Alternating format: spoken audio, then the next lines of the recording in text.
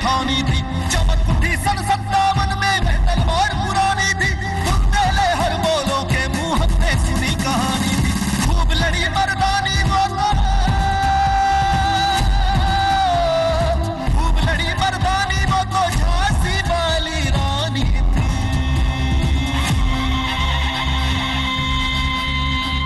झांसी वाली रानी थी वो, झांसी वाली रानी थी, झांसी वाली रानी थी वो, झांसी वाली रानी थी।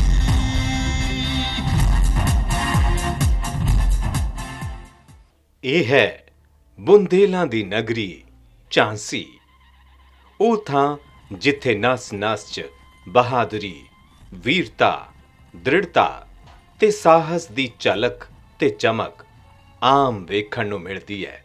ਰਾਸ਼ਟਰੀ ਰੱਖਿਆ ਸਮਰਪਣ ਉਤਸਵ ਦੇ ਮੌਕੇ ਝਾਂਸੀ ਸ਼ਹਿਰ ਸਭ ਦਾ ਸਵਾਗਤ ਕਰਦਾ ਹੈ।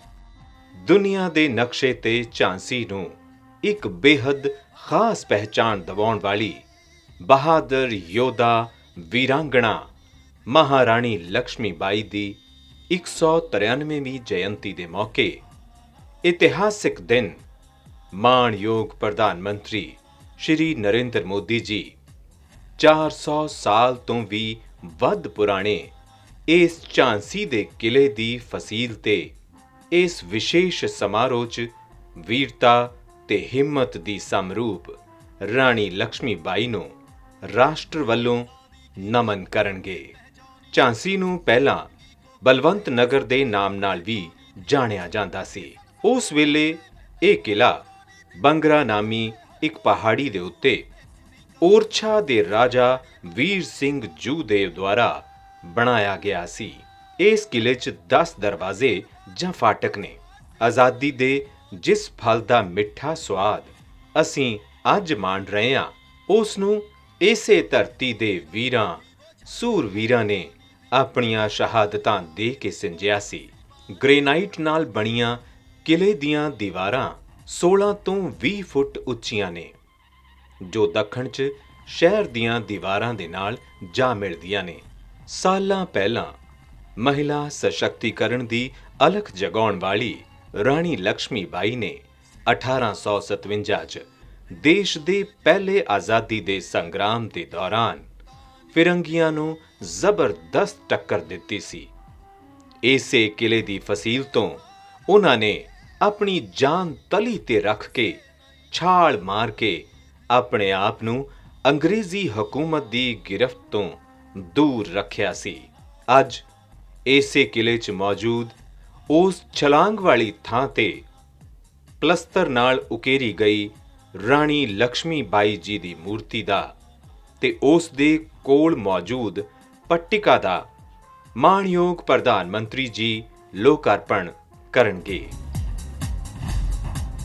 ਅੱਜ ਸਮੁੱਚਾ ਰਾਸ਼ਟਰ ਰਾਣੀ ਲక్ష్ਮੀ ਬਾਈ ਜੀ ਨੂੰ ਉਹਨਾਂ ਦੀ ਜਯੰਤੀ ਦੇ ਮੌਕੇ ਯਾਦ ਕਰ ਰਿਹਾ ਹੈ।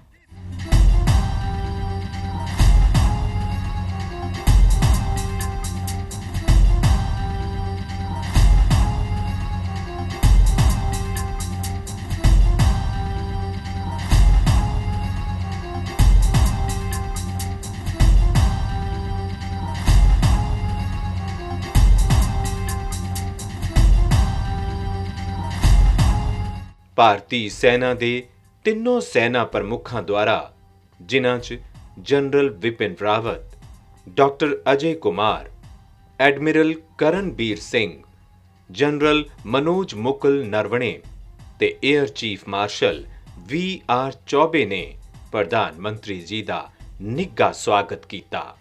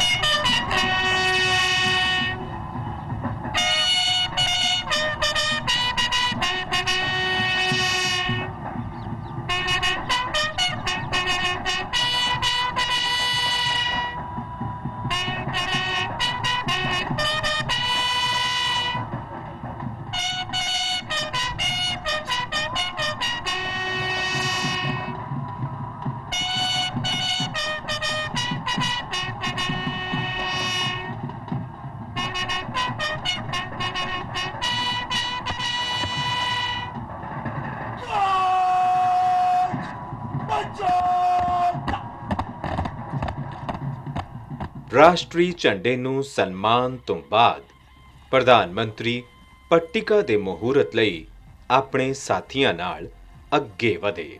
5 ਫੁੱਟ ਤੇ 7.5 ਫੁੱਟ ਦੀ ਇਸ ਮੂਰਤੀ ਦਾ ਪ੍ਰਧਾਨ ਮੰਤਰੀ ਨੇ ਆਪਣੇ ਹੱਥੀਂ ਪਰਦਾ ਹਟਾਇਆ, ਜਿਸ ਨੂੰ ਗ੍ਰੇਨਾਈਟ ਦੇ ਉੱਤੇ ਸਥਾਪਿਤ ਕੀਤਾ ਗਿਆ ਹੈ।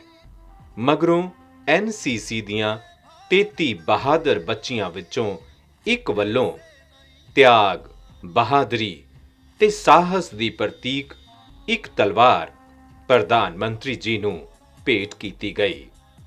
ਰਿਟਰੀਟ ਸਮਾਰੋਹ ਤੋਂ ਬਾਅਦ ਪ੍ਰਧਾਨ ਮੰਤਰੀ ਜੀ ਦਾ ਕਾਫਿਲਾ ਮੁੱਖ ਪੰਡਾਲ ਵੱਲ ਰਵਾਨਾ ਹੋਇਆ। ਰੌਸ਼ਨੀ 'ਚ ਨਹਾਇਆ ਕਿਲਾ ਇਸ ਮੌਕੇ ਬੇਹੱਦ ਖੂਬਸੂਰਤ ਲੱਗ ਰਿਹਾ ਸੀ। ਦੂਰਦਰਸ਼ਨ ਵੱਲੋਂ ਇਸ ਮੌਕੇ ਖਾਸ ਤੌਰ ਤੇ ਕੈਮਰੇ ਲਗਾ ਕੇ ਇਸ ਇਤਿਹਾਸਿਕ ਦ੍ਰਿਸ਼ ਨੂੰ ਦਰਸ਼ਕਾਂ ਤੱਕ ਪਹੁੰਚਾਉਣ ਦਾ ਉਪਰਾਲਾ ਕੀਤਾ ਗਿਆ ਸੀ।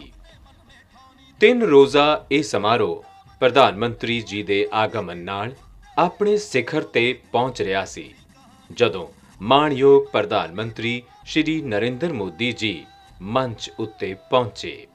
ਮੰਚ ਉੱਤੇ ਦੇਸ਼ ਦੇ ਰੱਖਿਆ ਮੰਤਰੀ ਸ਼੍ਰੀ ਰਾਜਨਾਥ ਸਿੰਘ ਜੀ ਨੇ ਸਵਾਗਤੀ ਪ੍ਰਤੀਕ ਵਜੋਂ ਇੱਕ ਚਿੱਤਰ ਭੇਟ ਕਰਕੇ ਪ੍ਰਧਾਨ ਮੰਤਰੀ ਜੀ ਨੂੰ ਜੀ ਆਇਆਂ ਕਿਹਾ। ਬਾਅਦ ਵਿੱਚ ਉੱਤਰ ਪ੍ਰਦੇਸ਼ ਦੇ ਮੁੱਖ ਮੰਤਰੀ ਯੋਗੀ ਆਦਿੱਤਿਆਨਾਥ ਜੀ ਨੇ ਪ੍ਰਧਾਨ ਮੰਤਰੀ ਜੀ ਨੂੰ ਇੱਕ ਸੁੰਦਰ ਮੂਰਤੀ ਭੇਟ ਕਰਕੇ ਉਹਨਾਂ ਦਾ ਸਵਾਗਤ ਕੀਤਾ। ਆਪਣੇ ਸਵਾਗਤੀ ਭਾਸ਼ਣ 'ਚ ਦੇਸ਼ ਦੇ ਪਹਿਲੇ chief of defence staff general Vipin Rawat ji ने कहा, भारतवर्ष की बुंदेलखंड की इस भूमि पर झांसी की रानी लक्ष्मीबाई ने विशेष पहचान दिलाई है। उत्तर प्रदेश सरकार के सहयोग के साथ रक्षा मंत्रालय ने रानी के अदम्य साहस और वीरता को नमन करते हुए बुंदेलों का ही नहीं बल्कि समस्त देशवासियों में एकता और अखंडता की भावना उजागर कर दी है।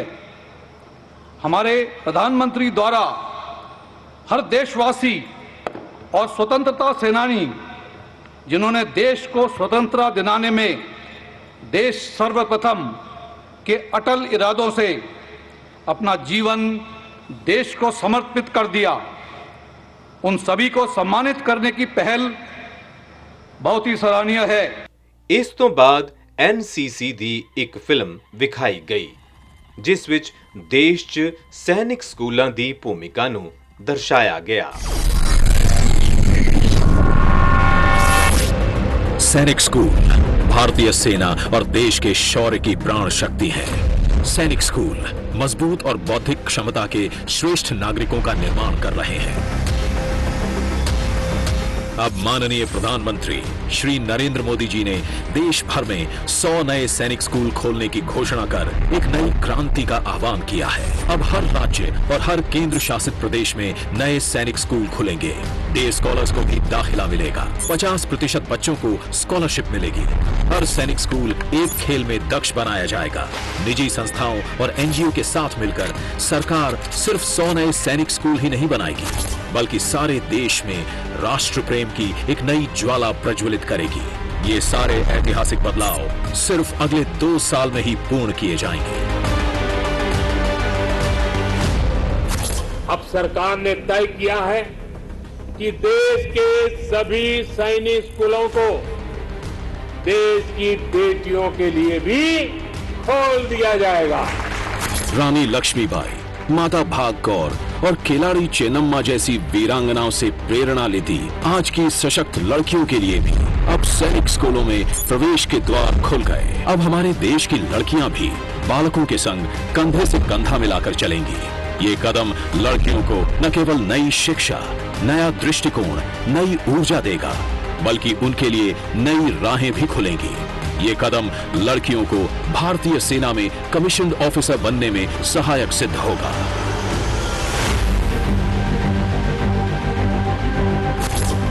NCC अनुशासन की पहचान, देश की शान, दुनिया में सबसे बड़ा गौरवपूर्ण यूनिफॉर्म्ड युवा संगठन NCC अब और सक्रिय, सुदृढ़ और साहसी बनेगा।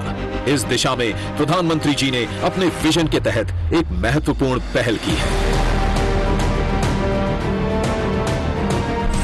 एनसीसी की ट्रेनिंग, उसकी क्षमताओं को भी सरकार तेजी से बढ़ा रही है।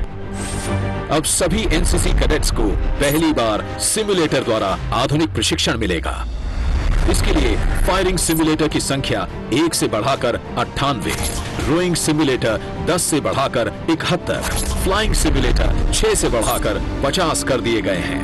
अब सिमुलेटर पर आधुनिक प्रशिक्षण पाकर हमारे एनसीसी कैडेट्स देश के लिए शूरवीर जाबाज योद्धा बनेंगे। जब ये फोर्सेस में शामिल होंगे तो ये प्रशिक्षित कैडेट्स भारतीय सैन्य बल को और प्रबल करेंगे।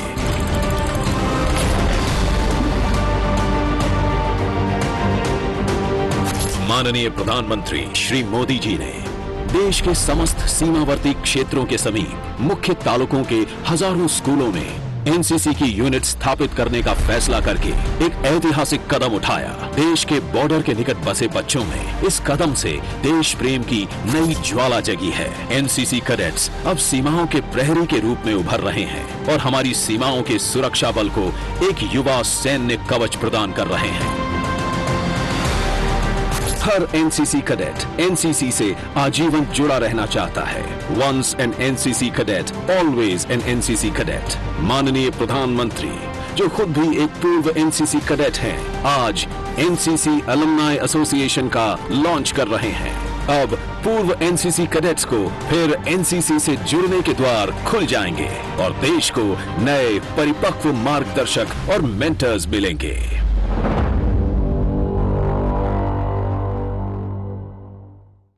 इस मौके एनसीसी ਦੇ ਮਹਾਨਿਦੇਸ਼ਕ ਨੇ ਮਾਣਯੋਗ ਪ੍ਰਧਾਨਮੰਤਰੀ ਨੂੰ ਪ੍ਰਥਮ ਸਦੱਸਤਾ ਕਾਰਡ ਦਾ ਇੱਕ ਪ੍ਰਤੀਕ ਭੇਟ ਕੀਤਾ। ਬਾਅਦ ਵਿੱਚ ਇੱਕ ਫਿਲਮ ਵੀ ਪੇਸ਼ ਕੀਤੀ गई। चमक उठी सन 57 में वो तलवार पुरानी थी, बुंदेले हर बोलों के मुंह हमने सुनी कहानी थी। खूब लड़ी मर्दानी वो तो झांसी वाली रानी थी। ये शब्द आज भी हर भारतवासी के दिल में देशभक्ति का जज्बा भर देते हैं और हम सबको आजादी के उस दौर की याद दिलाते हैं जब झांसी की वीरांगना रानी लक्ष्मीबाई ने अपने साहस से अंग्रेजी हुकूमत को हिलाकर रख दिया था।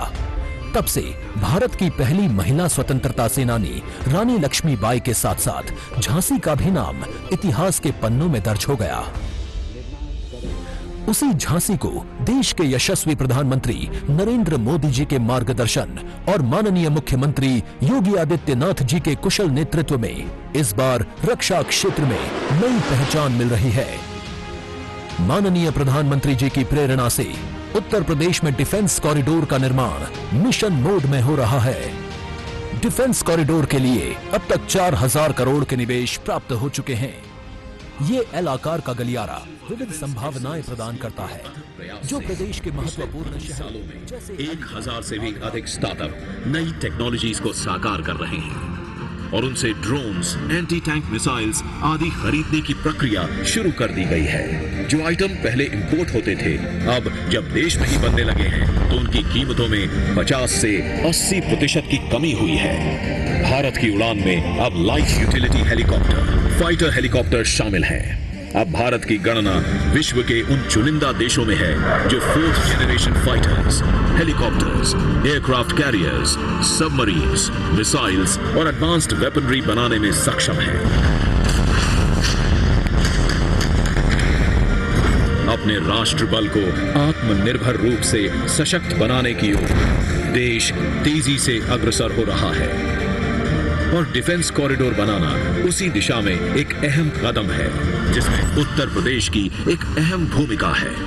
कॉरिडोर बनाने के कुछ ही महीनों में एशिया का सबसे बड़ा डिफेंस एक्सपो डेफ एक्सपो 2020 आयोजित कर विश्व के डिफेंस क्षेत्र को लखनऊ में होस्ट किया। उत्तर प्रदेश ने बड़ी मात्रा में डिफेंस इक्विपमेंट बनाने की पहल की है।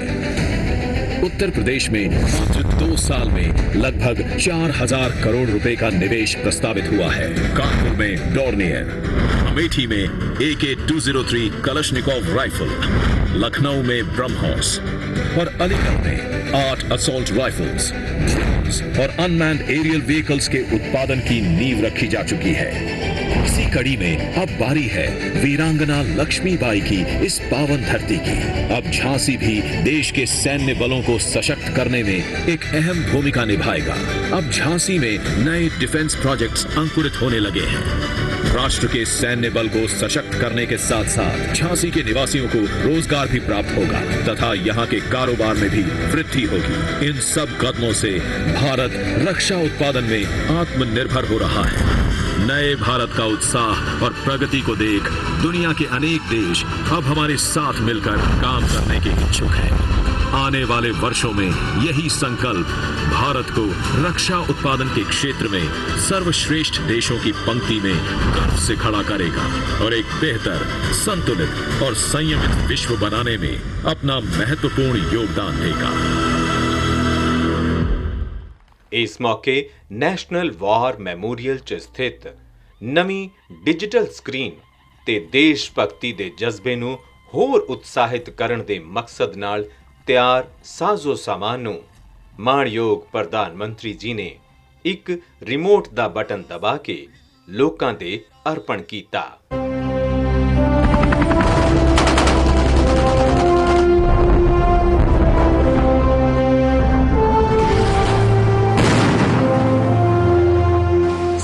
तान की छीना, सीना तान की छीना है, क्योंकि गर्व से हमको जीना है। शहीद हुए जो मातृभूमि पर, उनके हर कतरे के निशान हैं यहाँ। तकरीबन 70 वर्षों तक आजादी के बाद शहीद हुए सैनिकों की याद में कोई राष्ट्रीय स्मारक न होने की कमी हमेशा देशवासियों को खलती रही। सैन्य बलों एवं समस्त देशवासियों की भावनाओं को साकार करने का संकल्प हमारे प्रधानमंत्री जी ने उठाया। 25 फरवरी 2019 को राष्ट्र को समर्पित राष्ट्रीय समर स्मारक हमारे प्रधानमंत्री जी के उस विजन को दर्शाता है जिसमें उन्होंने आजादी के बाद शहीद हुए सैनिकों की स्मृति को एक रूप प्रदान किया। आज माननीय प्रधानमंत्री जी राष्ट्रीय समर स्मारक डिजिटल स्क्रीन और उन्नत तकनीकी सुविधाएं राष्ट्र को समर्पित कर रहे हैं, जिससे राष्ट्रीय समर स्मारक की पहुंच अब युवाओं और व्यापक जन समूह तक होगी। राष्ट्रीय समर स्मारक के प्रवेश द्वार से थोड़ा आगे बढ़ते ही दाईं और बाईं तरफ सुविधाजनक टच स्क्रीन लगी है। आउटडोर इंटरैक्टिव टच स्क्रीन और 2 विशाल LED आउटडोर वॉल के माध्यम से वीरों को श्रद्धांजलि दे सकते हैं। यहाँ आने वालों का मोबाइल फोन ऑडियो आधारित टूर गाइड का प्रयोग कर लोकेशन, मार्ग और इतिहास के बारे में जानने का मौका मिलेगा। राष्ट्रीय समर स्मारक के सभी पहलुओं के बारे में जानकारी प्राप्त करने के लिए ऑडियो विवरण के साथ 21 क्षेत्रीय भाषाओं में उपलब्ध है। स्मारक में अंकित 26,275 शूरवीरों के बारे में जाना जा सकता है। 360 डिग्री व्यू, इस सुविधा से दुनिया के किसी भी कोने से राष्ट्रीय समर स्मारक के वर्चुअल दर्शन कर सकते हैं। रानी झांसी की पवित्र कर्मभूमि से आज ये लोकार्पण देश के सैनिकों से ये वादा है कि उनका बलिदान हमारे मनमानस पर सदैव अंकित रहेगा।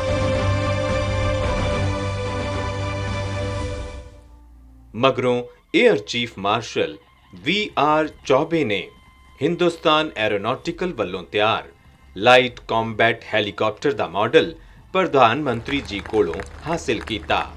ਐਡਮਿਰਲ ਕਰਨਬੀਰ ਸਿੰਘ ਨੇ ਅਤ ਆਧੁਨਿਕ ਤਕਨੀਕ ਨਾਲ ਤਿਆਰ ਇਲੈਕਟ੍ਰੋਨਿਕ ਵਾਰ ਸਿਸਟਮ ਸ਼ਕਤੀ ਦਾ ਮਾਡਲ ਪ੍ਰਧਾਨ ਮੰਤਰੀ ਜੀ ਕੋਲੋਂ ਹਾਸਿਲ ਕੀਤਾ। ਲੈਫਟੀਨੈਂਟ ਜਨਰਲ CP ਬਹੁਤੀ ਨੇ 2 ਡਰੋਨ ਦੇ ਮਾਡਲ ਪ੍ਰਧਾਨ ਮੰਤਰੀ ਜੀ ਕੋਲੋਂ ਪ੍ਰਾਪਤ ਕੀਤੇ। ਇਸ ਮੌਕੇ ਮਾਣਯੋਗ ਪ੍ਰਧਾਨ ਮੰਤਰੀ ਜੀ ਨੇ ਇੱਕ ਬਟਨ ਦਬਾ ਕੇ 400 ਕਰੋੜ ਦੀ ਲਾਗਤ ਵਾਲੀ ਭਾਰਤ ਡਾਇਨਾਮਿਕਸ ਲਿਮਟਿਡ ਦੀ ਪ੍ਰੋਪਲਸ਼ਨ ਸਿਸਟਮ ਦੀ ਇੱਕ ਲੇਖ ਪੱਟਿਕਾ ਦਾ ਮਹੂਰਤ ਕੀਤਾ। 600 ਮੈਗਾਵਾਟ ਦੀ ਸਮਰੱਥਾ ਨਾਲ ਬਣਨ ਵਾਲੇ ਇੱਕ ਸੋਲਰ ਪਲਾਂਟ ਦੀ ਲੇਖ ਪੱਟਿਕਾ ਦਾ ਵੀ ਮਹੂਰਤ ਇਸ ਮੌਕੇ ਮਾਣਯੋਗ ਪ੍ਰਧਾਨ ਮੰਤਰੀ ਜੀ ਨੇ ਕੀਤਾ।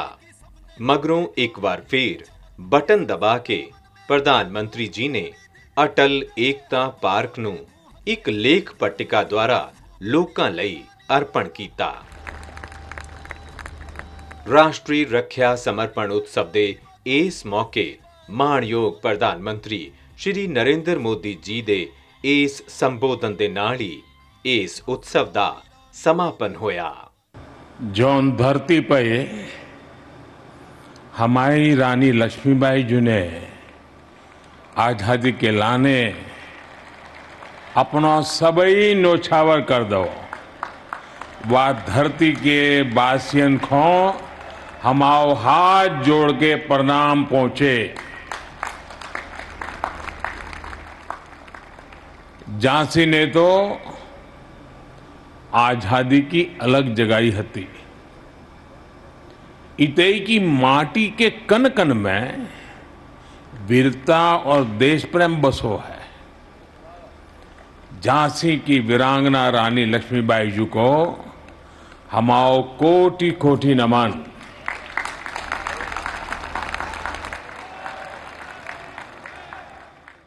प्रोग्राम विच अपने नाल हाज़र उत्तर प्रदेश के राजपाल श्रीमती आनंदीबेन पटेल, उत्तर प्रदेश के ऊर्जावान कर्मयोगी मुख्यमंत्री श्रीमान योगी आदित्यनाथ जी, देश के रक्षा मंत्री अते इस सूबे के सन्मानित प्रतिनिधि अते मेरे बहुत सत्कारत सहयोगी श्रीमान राजनाथ सिंह जी, रक्षा राज मंत्री श्री अजय भट्ट जी, MSME राज मंत्री श्री भानु प्रताप वर्मा जी, सारे बाकी अधिकारी साहिबान,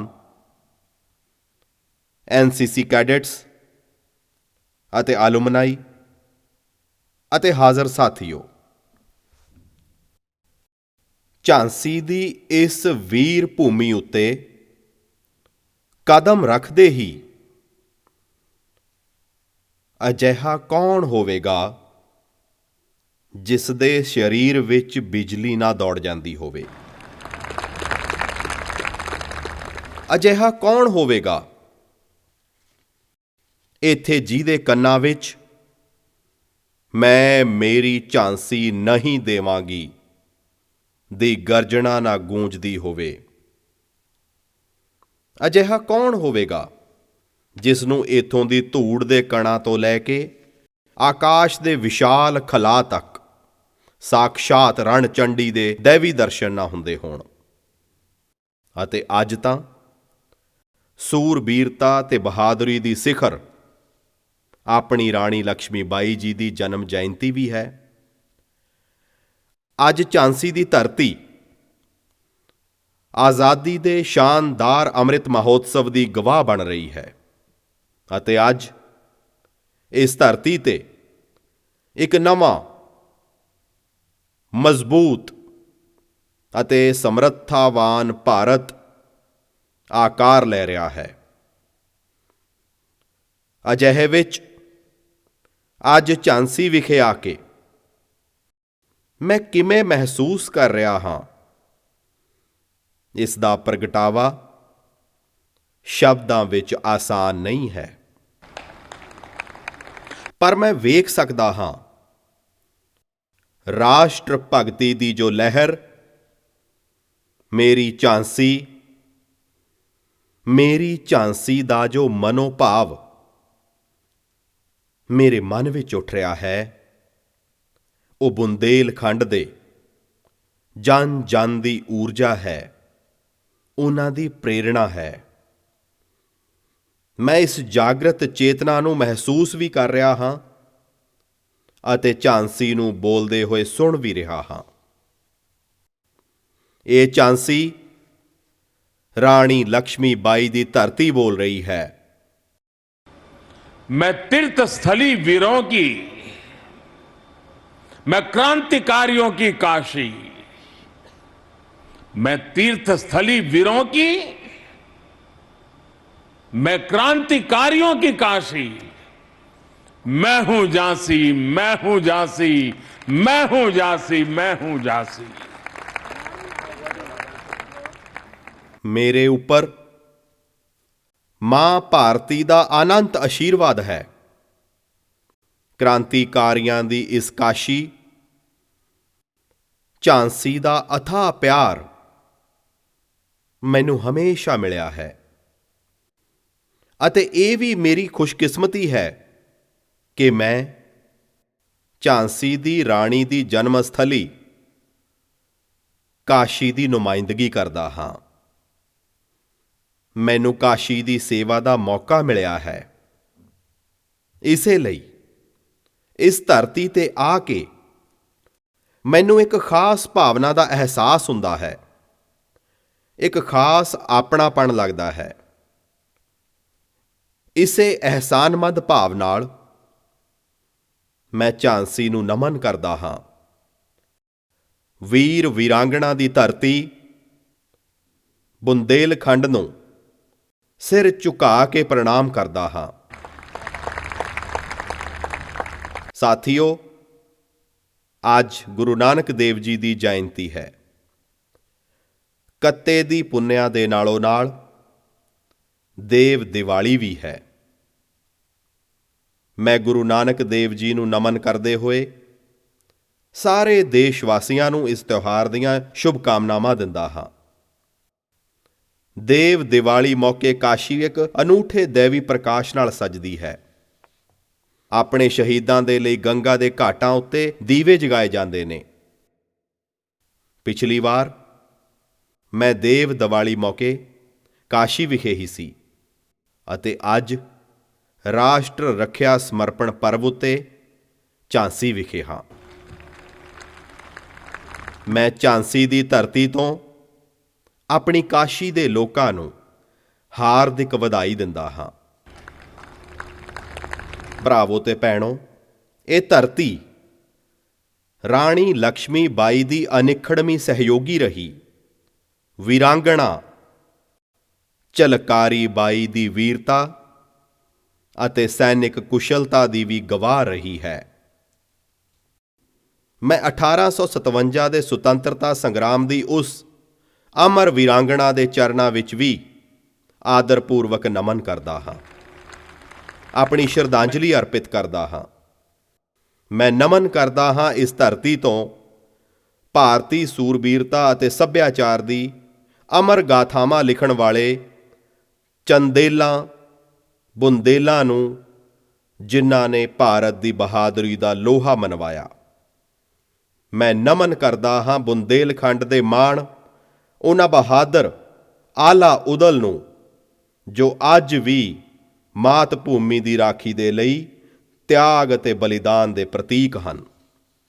ਅਜਿਹੇ ਕਿੰਨੇ ਹੀ ਅਮਰ ਸੈਨਾਨੀ, ਮਹਾਨ ਕ੍ਰਾਂਤੀਕਾਰੀ, ਯੁੱਗ ਨਾਇਕ ਅਤੇ ਯੁੱਗ ਨਾਇਕਾਵਾਂ ਰਹੀਆਂ ਨੇ, ਜਿਨ੍ਹਾਂ ਦਾ ਇਸ ਝਾਂਸੀ ਨਾਲ ਖਾਸ ਰਿਸ਼ਤਾ ਰਿਹਾ ਹੈ, ਜਿਨ੍ਹਾਂ ਨੇ ਇਥੋਂ ਪ੍ਰੇਰਣਾ ਪਾਈ ਹੈ। ਮੈਂ ਉਹਨਾਂ ਸਾਰੀਆਂ ਮਹਾਨ ਸ਼ਖਸੀਅਤਾਂ ਨੂੰ ਵੀ ਆਦਰਪੂਰਵਕ ਸ਼ਰਧਾਂਜਲੀ ਦਿੰਦਾ ਹਾਂ। ਰਾਣੀ ਲక్ష్ਮੀ ਬਾਈ ਦੀ ਸੈਨਾ ਵਿੱਚ ਉਹਨਾਂ ਦੇ ਸੰਗ ਲੜਨ ਵਾਲੇ, ਬਲੀਦਾਨ ਦੇਣ ਵਾਲੇ ਆਪ ਸਭ ਲੋਕਾਂ ਦੇ ਹੀ ਤਾਂ ਪੂਰਵਜ ਸਨ। ਇਸ ਧਰਤੀ ਦੀਆਂ ਆਪ ਸਭ ਸੰਤਾਨਾਂ ਦੇ ਮਾਧਿਅਮ ਨਾਲ ਮੈਂ ਉਹਨਾਂ ਬਲੀਦਾਨੀਆਂ ਨੂੰ ਵੀ ਨਮਨ ਕਰਦਾ ਹਾਂ, ਵੰਦਨ ਕਰਦਾ ਹਾਂ। ਸਾਥੀਓ, ਅੱਜ ਮੈਂ ਝਾਂਸੀ ਦੇ ਇੱਕ ਹੋਰ ਸਪੂਤ ਮੇਜਰ ਧਿਆਨ ਚੰਦ ਜੀ ਨੂੰ ਵੀ ਯਾਦ ਕਰਨਾ ਚਾਹਾਂਗਾ, ਜਿਨ੍ਹਾਂ ਨੇ ਭਾਰਤ ਦੇ ਖੇਡ ਜਗਤ ਨੂੰ ਦੁਨੀਆ ਵਿੱਚ ਪਹਿਚਾਣ ਦਿੱਤੀ।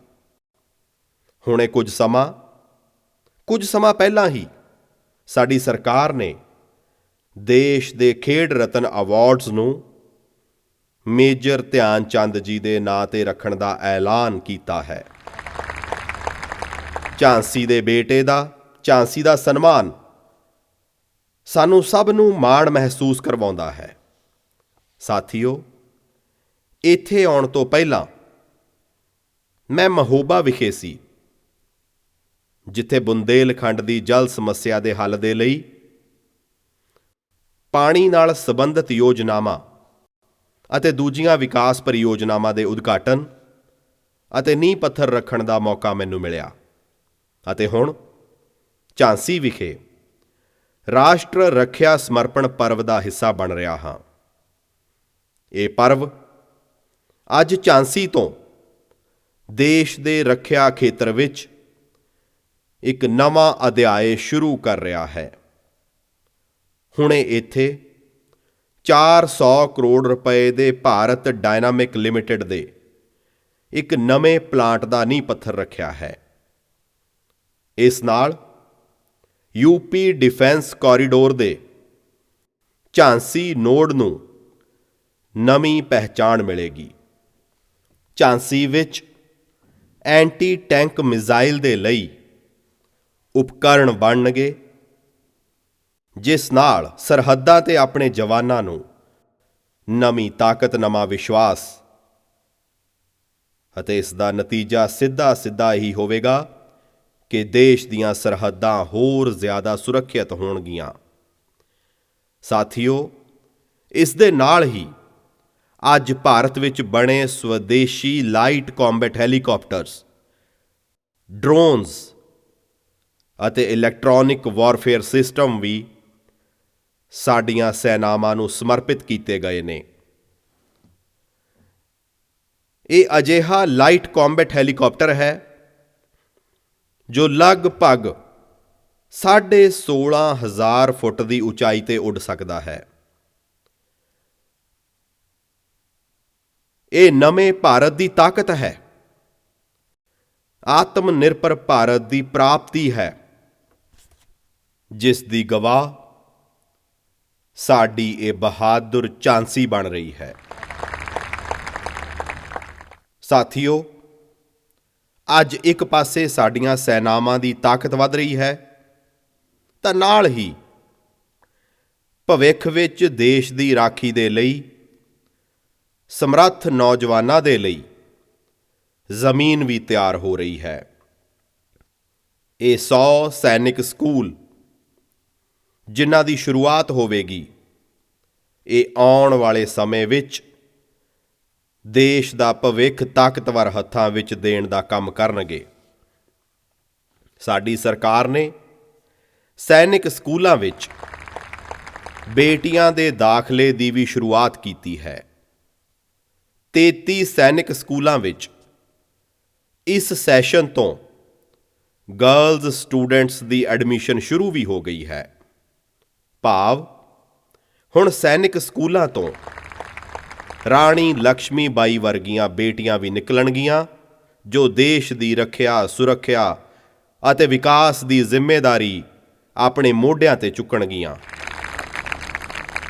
ਇਹਨਾਂ ਸਭ ਉਪਰਾਲਿਆਂ ਦੇ ਨਾਲ ਹੀ ਐਨਸੀਸੀ ਐਲੂਮਨੀ ਐਸੋਸੀਏਸ਼ਨ ਅਤੇ ਐਨਸੀਸੀ ਕੈਡਿਟਸ ਦੇ ਲਈ national programme of simulation training ਇਹ ਰਾਸ਼ਟਰ ਰੱਖਿਆ ਸਮਰਪਣ ਪਰਵ ਦੀ ਭਾਵਨਾ ਨੂੰ ਸਾਕਾਰ ਕਰੇਗਾ।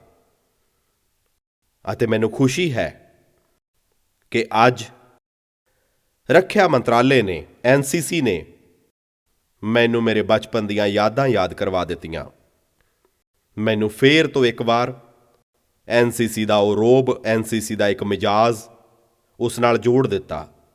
ਮੈਂ ਹੁਣ ਦੇਸ਼ ਭਰ ਵਿੱਚ ਉਹਨਾਂ ਸਭ ਨੂੰ ਬੇਨਤੀ ਕਰਾਂਗਾ ਕਿ ਤੁਸੀਂ ਜੇਕਰ ਕਦੇ ਐਨਸੀਸੀ ਦੇ ਕੈਡਿਟ ਦੇ ਰੂਪ ਵਿੱਚ ਰਹੇ ਹੋ, ਆਪ ਜ਼ਰੂਰ ਇਸ ਐਲੂਮਨੀ ਐਸੋਸੀਏਸ਼ਨ ਦਾ ਹਿੱਸਾ ਬਣੋ ਅਤੇ ਆਓ ਆਪਾਂ ਸਾਰੇ ਪੁਰਾਣੇ ਐਨਸੀਸੀ ਕੈਡਿਟਸ ਦੇਸ਼ ਦੇ ਲਈ ਅੱਜ ਜਿੱਥੇ ਵੀ ਹੋਈਏ, ਜੋ ਵੀ ਕੰਮ ਕਰਦੇ ਹੋਈਏ, ਕੁਝ ਨਾ ਕੁਝ ਦੇਸ਼ ਦੇ ਲਈ ਕਰਨ ਦਾ ਸੰਕਲਪ ਕਰੀਏ, ਮਿਲ ਕੇ ਕਰੀਏ।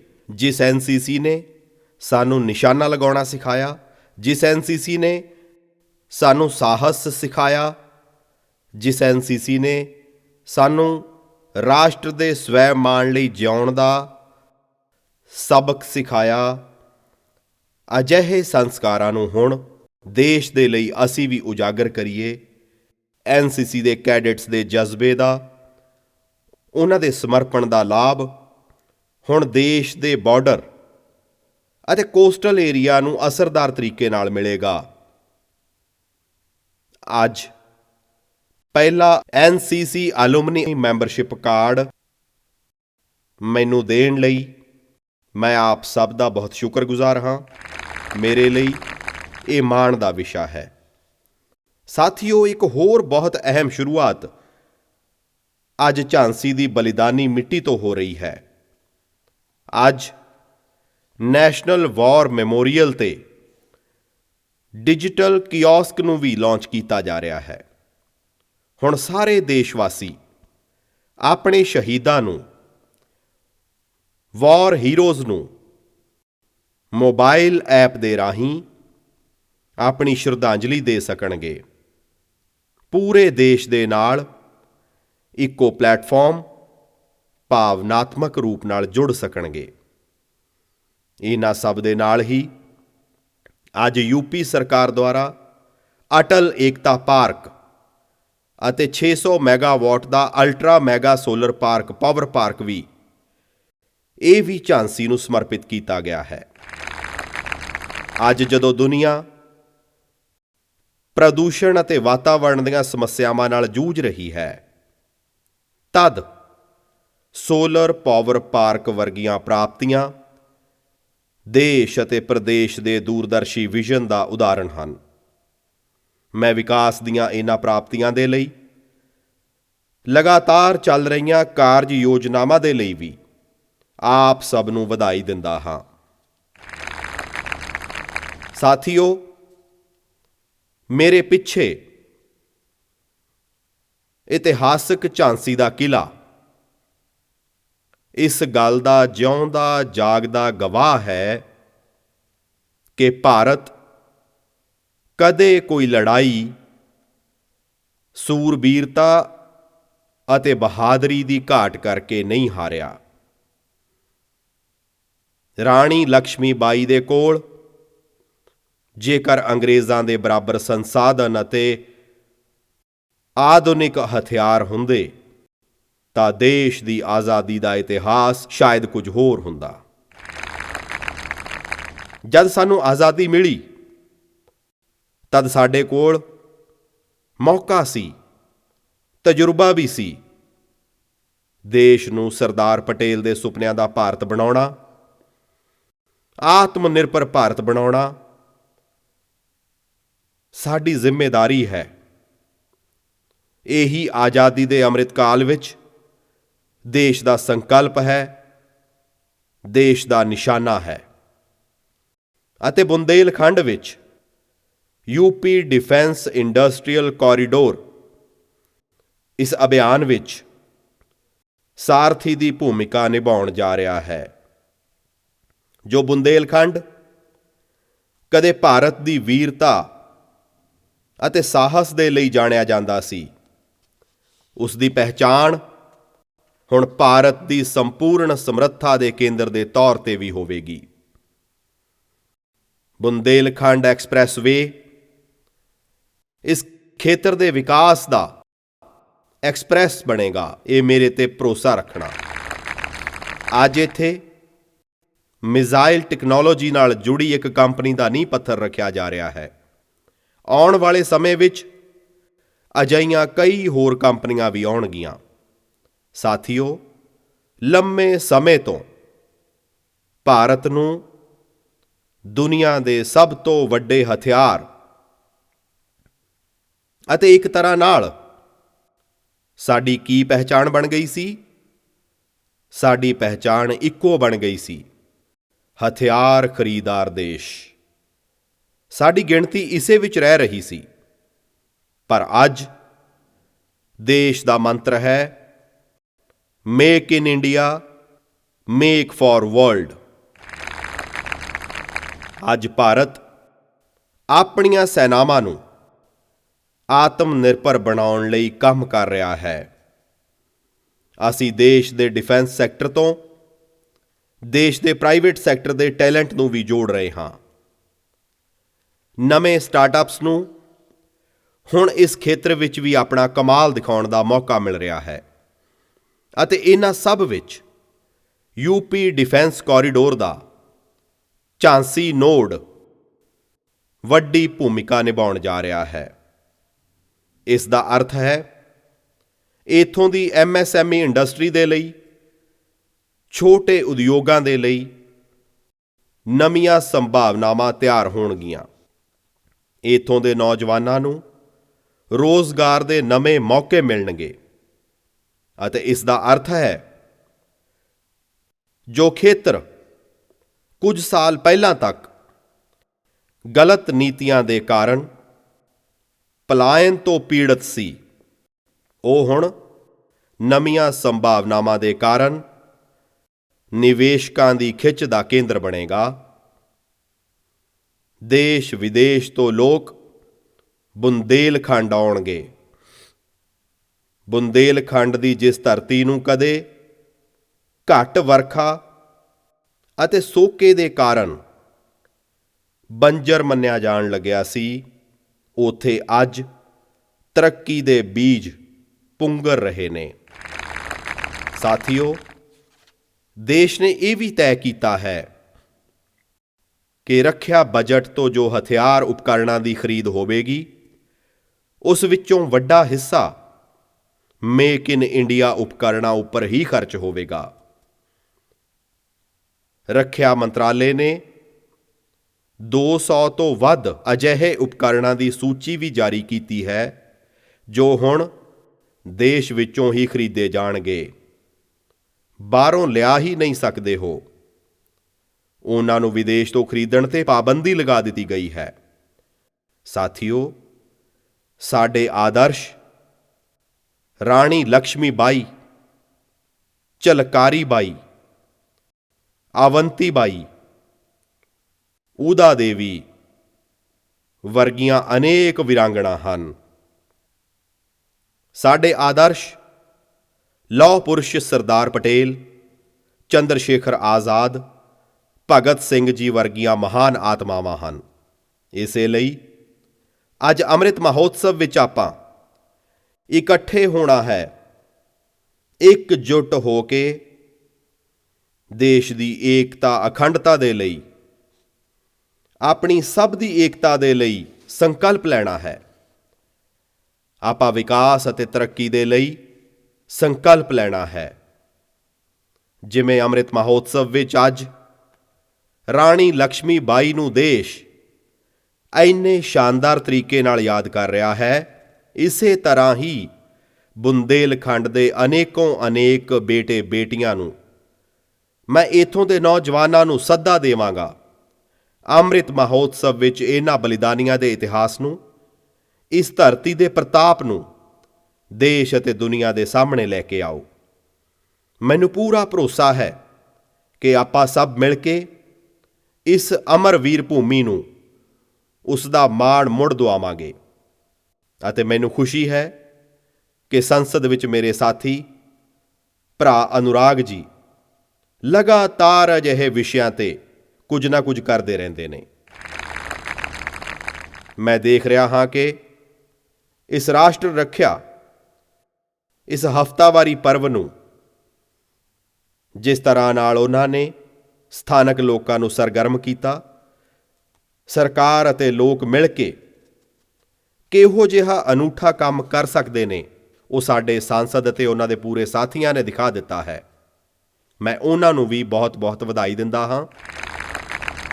ਇਸ ਸ਼ਾਨਦਾਰ ਸਮਾਰੋਹ ਨੂੰ ਸਫਲ ਬਣਾਉਣ ਲਈ ਸਤਿਕਾਰਯੋਗ ਰਾਜਨਾਥ ਜੀ ਦੀ ਅਗਵਾਈ ਵਿੱਚ ਪੂਰੀ ਟੀਮ ਨੇ ਜਿਸ ਸੋਚ ਦੇ ਨਾਲ ਇਸ ਸਥਾਨ ਦੀ ਚੋਣ ਕਰਨਾ, ਡਿਫੈਂਸ ਕੋਰੀਡੋਰ ਦੇ ਲਈ, ਉੱਤਰ ਪ੍ਰਦੇਸ਼ ਰਾਸ਼ਟਰ ਰੱਖਿਆ ਦੇ ਲਈ ਅਨੇਕ ਵੀਰ ਸਪੂਤਾਂ ਨੂੰ ਤਿਆਰ ਕਰਨ ਦੀ ਭੂਮੀ ਬਣੇ, ਇਸ ਦੇ ਲਈ ਅੱਜ ਦਾ ਇਹ ਈਵੈਂਟ ਬਹੁਤ ਲੰਮੇ ਸਮੇਂ ਤੱਕ ਪ੍ਰਭਾਵ ਪੈਦਾ ਕਰਨ ਵਾਲਾ ਹੈ। ਇਸ ਲਈ ਰਾਜਨਾਥ ਜੀ ਅਤੇ ਉਹਨਾਂ ਦੀ ਪੂਰੀ ਟੀਮ ਅਨੇਕ ਸਵਾਗਤ ਦੀ ਹੱਕਦਾਰ ਹੈ। ਯੋਗੀ ਜੀ ਨੇ ਵੀ ਉੱਤਰ ਪ੍ਰਦੇਸ਼ ਦੇ ਵਿਕਾਸ ਨੂੰ ਇੱਕ ਨਵੀਂ ਤਾਕਤ ਦਿੱਤੀ ਹੈ, ਇੱਕ ਨਵੀਂ ਗਤੀ ਦਿੱਤੀ ਹੈ। ਪਰ ਡਿਫੈਂਸ ਕੋਰੀਡੋਰ ਅਤੇ ਬੁੰਦੇਲਖੰਡ ਦੀ ਇਸ ਧਰਤੀ ਨੂੰ ਸੂਰਬੀਰਤਾ ਅਤੇ ਸਮਰੱਥਾ ਦੇ ਲਈ ਫੇਰ ਇੱਕ ਵਾਰ ਰਾਸ਼ਟਰ ਰੱਖਿਆ ਲਈ ਇੱਕ ਉਪਜਾਊ ਭੂਮੀ ਦੇ ਲਈ ਤਿਆਰ ਕਰਨਾ, ਮੈਂ ਸਮਝਦਾ ਹਾਂ ਕਿ ਇਹ ਬਹੁਤ ਵੱਡਾ ਦੂਰਦ੍ਰਿਸ਼ਟੀ ਦਾ ਕੰਮ ਹੈ। ਮੈਂ ਉਹਨਾਂ ਨੂੰ ਵੀ ਵਧਾਈ ਦਿੰਦਾ ਹਾਂ। ਸਾਥੀਓ,